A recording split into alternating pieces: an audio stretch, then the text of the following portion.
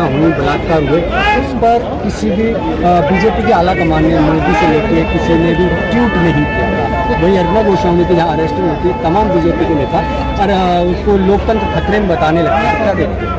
देखिए, मैडम इधर देखें, बड़े मुद्दों पे बोलते हैं मोदी। शिखर धवन के चोट लगी, राष्ट्रीय आपदा थी, राष्ट्रीय आपदा थी। हम मैच हार जाते, बेटियां तो रोज आपके, मैंने कहा ना, अब हम एडिक्टेड हो गए, पर्स स्नैचिंग, चेन स्नैचिंग की तरह अब आदत हो गई है। रेप तक कोई नहीं बोलना चाहता। जब तक कोई घटना ऐसी जो आपको अंदर से झकझोर दे, तब तक आपके मुँह से आवाज़ नहीं निकलती। जबकि अगर हम डाटा देखें तो अगर हर 1 घंटे में भारत में 86 महिलाओं का बलात्कार होता है, एज ग्रुप मैटर नहीं करता है। तो आप उस चीज़ को सोच के रखिए ना कि अगर घंटों में ये तादाद इतनी बढ़ रही है तो उस हिसाब से सवाल जवाब जो है सरकार जो है जवाब तभी देगी, क्योंकि ये मुद्दे उनको वो टच नहीं करने। बेरोजगारी पे उन्हें नहीं बोलना है, महिला सुरक्षा पे उन्हें नहीं बोलना है। उन्हें जब कोई चुनाव आना है तभी कोई पुराना मुद्दा उठाना है, कोई ऐसे मुद्दे उठाने हैं जो इसको क्या कहना चाहिए, राष्ट्रीय, वो जो है ना, राष्ट्रीय नहीं, आपकी अचानक ही ना देशभक्ति जगाते हैं कि अगर आज आपने नहीं बोला तो देश कल खतरे में आ जाएगा, कल पाकिस्तान हमारे ऊपर अटैक कर देगा। जबकि इन चीज़ों की आज की डेट में कोई औचित्य नहीं है, क्योंकि पाकिस्तान अपनी जगह, हर आदमी की अपनी लड़ाई है और फिलहाल हर देश ऐसी लड़ाइयों से जूझ रहा है कि आपको ये कहना कि सिलेक्टिव हो गए, फिर वही सब आते सेलेक्टिव हो गए। पाकिस्तान तभी आता है, हमले तभी होते हैं, आतंकी तभी आते हैं, और जय श्री राम बोलने में, भारत माता की जय बोलने में, वंदे मातरम बोलने में संघियों का और भाजपाइयों का कभी भी कोई योगदान नहीं रहा। अगर ये 1992 के बाद ये मुद्दा राजनीतिक ना होता तो आज भी रामलला कहीं और ही पड़े होते, उनको कोई देखने वाला नहीं था। और देश की अगर ये बात देश के लिए कभी नहीं बोला, वो आज भी नहीं बोलेंगे तो कोई फर्क नहीं पड़ेगा। लेकिन भावनाएं भड़काना बंद करें, ये भावनाएं भड़काएं। शिखर धवन की चोट भी बहुत बड़ी चीज़ नहीं थी। विराट कोहली को अभी जैसे उनको भी अभी शुभकामनाएं दी उनकी वाइफ की प्रेगनेंसी पे, तो आप हर ऐसी चीज़ में बोलते हैं जहाँ लोग एंजॉय तो कर लेते हैं उस चीज़ को। सेलिब्रेशन, मोदी जी जो है वो मुझे जो लगता है वो इवेंट मैनेजर, इवेंट देते हैं, बड़े बड़े तोते खिलाने के, तोता खिलाते हैं, मोर उड़ाते हैं। मेरा सवाल बहुत खतरनाक एक ये है कि मोर से पंख उठाने में आदमी का पसीना छूट सकता है, आसानी से मोर पंख नहीं नचाते। तो सोचिए मोदी जी ने कितने घंटे इंतजार किया होगा कि वो सावन का महीना नहीं था, मोर यूं ही खुशी में नाच नहीं रहा था, तो कितनी मेहनत की उसके पंख उठा के उसके साथ में से निकल के आने के लिए। इतनी ही अगर अपने देश की, आपको राजनीति ना 2 तरीके से होती है, मैं हमेशा बोलती हूँ, या तो आप किसी से बैटल कर लें या किसी को टांग खींच के गिरा दें। तो इतिहास में जो लोग दफन हैं उनको टांग खींच के गिराया जा रहा है, क्योंकि आपके अपने पास में कोई ऐसा माइंड, वो चीज़ नहीं है जिसको आप सेट कर सके कि हाँ ये मैंने किया। और अगर इतनी बहादुरी है, इतनी बुलंदी है, तो नोटबंदी के नाम पे वोट मांगे, GST के नाम पे वोट मांगे, 3 तलाक के नाम पे वोट मांगे, अगर लोग उनको वोट दें, CA NRC के नाम पे मांगे। मैं इसी जगह जंतर मंतर लाल किले के हर प्रोटेस्ट में रही हूँ। CA NRC को मैं कह सकती हूँ कि मैंने जिया है। और इनफैक्ट जब पार्टी लोग वाली लाइन पे जब नारे लगते हैं तो मेरे अपने नारे भी NRC वाले ज़्यादा निकलते हैं। वो इसलिए निकलते हैं कि उसमें सभी कलेक्टिव लोग थे, बहुत सारे लोगों ने मिलके वो किया था कि हाँ ये एक ऐसी चीज़ है जहाँ हम, और आपने देखा होगा उस टाइम मुसलमान ज़्यादा नहीं निकला था, मुसलमान के साथ पूरा हिंदुस्तान निकला। तो वो इवेंट मैनेजमेंट के चक्कर में देश को एक कर गया।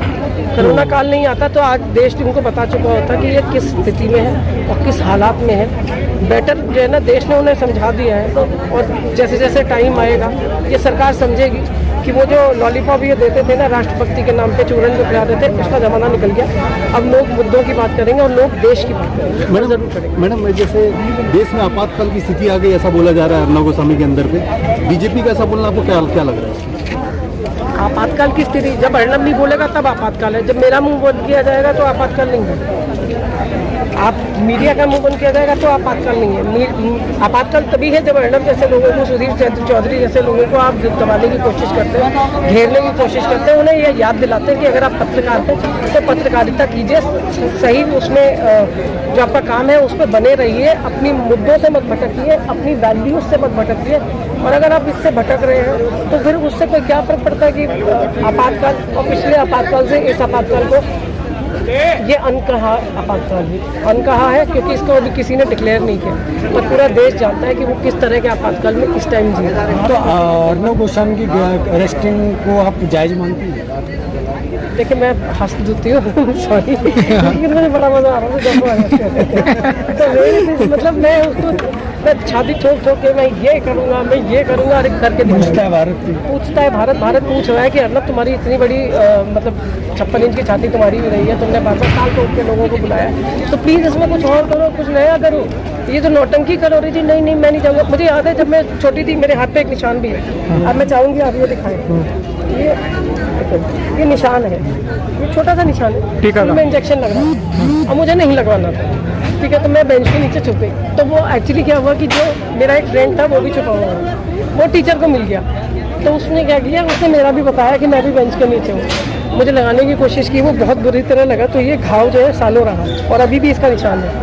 I am 45 now. तो आप अर्नब को भी यही दिन नहीं बता दें कि ये जो सुई लग रही थी ना, इससे भागना कोई सहज नहीं।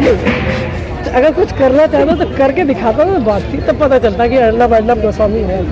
तो इसमें सुधीर चौधरी ने बोला है कि मुझे पत्रकारिता छोड़ देनी चाहिए, तो बिल्कुल छोड़ देनी चाहिए उनको, पहली फुर्सत में इनको पत्रकारिता तो पक्का छोड़ देना चाहिए, देश हित में कह रही हूँ। उन्होंने अपने डीएनए में बोला, देखिए डीएनए में बोले कहीं भी बोले, उनके मन में बात आई है ना, तो उनको प्लीज़ मैं तो कह रही हूँ हमारी जितनी शादियाँ करी हम सबको जाना चाहिए और उनको रिक्वेस्ट करनी चाहिए, जो आपने सोचा है इसको करके दिखाइए। अगर आप भक्त हैं, मोदी भक्त हैं और खुल के कहते नहीं है कि आप वो भक्त हैं, तो अपनी बात पे जो आपने कहा है उसको करके दिखा दीजिए। मोदी जी के कोई वादे पूरे नहीं है, अगर उनके भक्तों का कोई एक वादा पूरा करता है कि अगर वो पत्रकारिता सुनामी आ जाएगी, तो दोनों हाथ जोड़ के दोनों कर जोड़ के भारत की जनता की तरफ से मैं निवेदन कर रही हूँ कि कृपया राजनीति को क्या कह रही हूँ, सॉरी किसी को दे दो, पत्रकारिता जरूर छोड़ देनी चाहिए। इतना जहर जी न्यूज कब चलाए, नहीं चलाए, कोई जरूरत नहीं, आप जैसे लोग चलाएंगे, नहीं हमें नहीं चलाने की नहीं, ऐसा है। सुनिए, मैं वेब न्यूज़ पोर्टल्स जितने भी हैं, इनके शेयर्स, इनके व्यूज़, इनके लाइक्स, मेरे कई वीडियोस पहले भी आ चुके हैं और मैं उसी लिए बोलूँ